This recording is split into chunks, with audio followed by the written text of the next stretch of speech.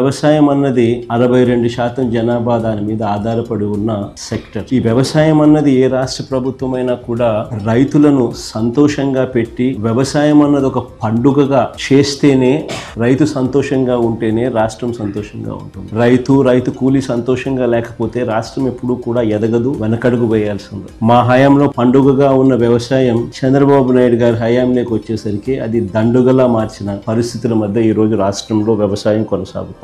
మొన్న ఈ మధ్య కాలంలోనే మనమంతా కూడా మోంతా తుఫాను ఇంకా మన మనసుల్లో నుంచి ఇంకా చెరిగిపోలేదు, మననే కనిపిస్తాం. అసలు ఆ మోంతా తుఫాను వచ్చినప్పుడు మీ అందరికీ కూడా అవగాహన ఉండి ఉంటుంది. అసలు ఏ రకంగా దానికి బిల్డప్ ఇచ్చారని అంటే, ఇక్కడ నుంచి చంద్రబాబు నాయుడు RTGS కార్యాలయంలోకి పోయి ఆయనతో పాటు ఆయన కొడుకు, ఆయనకు తోడు ఆయన దత్తపుత్రుడు, ఏ రకంగా ముగ్గురు కలిసి ఏ రకంగా దాన్ని అసలు ఎలాంటి బిల్డప్ ఇచ్చినారు అని అంటే, వాళ్ళు ఇవ్వడము, దానికి తోడు వాళ్ళ ఎల్లో మీడియా, వాళ్ళ ఈనాడు అయితేనేమి, వాళ్ళ ఆంధ్రజ్యోతి అయితేనేమి, వాళ్ళ TV5 అయితేనేమి, అసలు ఏ లెవెల్లో బిల్డప్ ఇచ్చినారు అని అంటే, ఏకంగా వీళ్ళే తుఫాను పీకబట్టి డైవర్ట్ చేసినట్టుగా, అసలు వీళ్ళు గాన RTGS లో గాన టీవీల ముందర గాన ఆ కంప్యూటర్ల మీద వీళ్ళు గాన కూర్చోకపోయినంటే అసలు ఇంకా రాష్ట్రంలో తుఫాన్ ఎఫెక్ట్ ఇంకా ఏ స్థాయిలో ఉండేది అని అంటే, వీళ్ళు కాబట్టి దాన్ని ఆపగలిగినారు అన్న లెవెల్లో బిల్డప్ ఇచ్చారు.